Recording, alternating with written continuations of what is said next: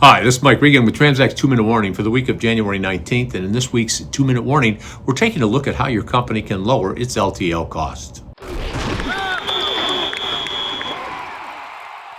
Back in September, I was part of an LTL panel that was presenting at the Journal of Commerce's Outstanding Inland Waterway Conference, and I made some headlines, you might say, because I was talking about the pricing behavior going on in the LTL market, and one of the words that I described it as was irrational. Specifically, we are seeing things today that we haven't seen in 40 plus years of doing business at TranzAct, and given the fact that we've done sourcing events, billions and billions of dollars worth of sourcing events for companies as large as Walmart down to companies that only spend $250,000, $300,000 a year. Some people got back to me and said, why do you say that? What are you seeing that we're not seeing? Well, one of the things that we're seeing was disclosed in a podcast that I did last week with my friend Jeff Berman from Logistics Management Magazine. Jeff periodically calls up and says, what are you seeing here? What are you seeing there? You can get that at TranzAct.com or click on the link. But here's some key things that I mentioned to him. First of all, a lot of shippers are using an outdated sourcing strategy.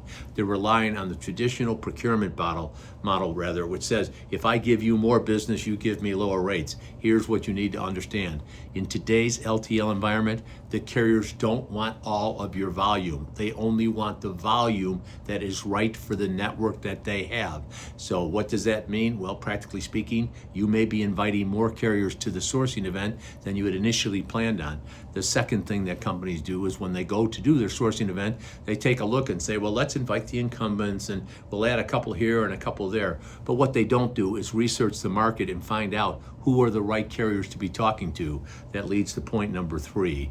In the traditional sourcing model, it's shippers telling carriers what they want and the carriers respond back with a bid. But one senior LTL executive told me something really interesting. He said, Mike, if you wanted to point something out that was important to your shippers, it's the fact that they really don't do a good job of listening to carriers, not just listening about what the rates could be or should be, but when we describe some of the issues that affect our cost to serve. Some of your shippers out there, Mike, are enormously inefficient. They hold our trucks at the docks, they have accessorial charges, they do all sorts of things, they ghost bid freight, they tell us they're going to give us X and they give us Y, which is substantially less.